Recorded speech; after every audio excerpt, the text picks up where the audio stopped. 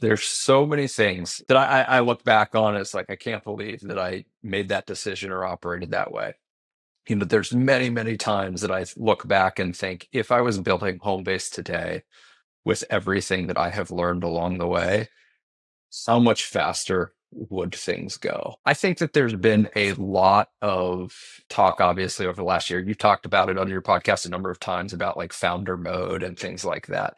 And I think that I think there's like a couple larger truths than this, but I think one of the repeated themes in there is for sure advice that I would give myself, which is have more courage and conviction in your ideals and beliefs. At the early stage of a company, there is never, ever a better time to establish the precedent for what you want the culture to be. And I would say like the Overton window there is much wider than you think it is.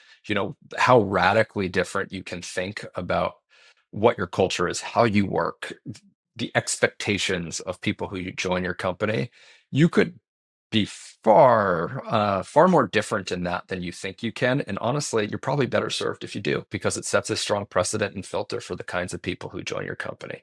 So I think that's something that I think about. And then I think about along the way of there's just as you're building a company, you start to get a lot of outside perspective, and you can read a lot and listen to a lot of podcasts and things like that. And you get kind of inundated with ideas and beliefs on company building. I think that it's really important to kind of maintain your personal conviction and beliefs in that, and have conviction about building the company that you want to build.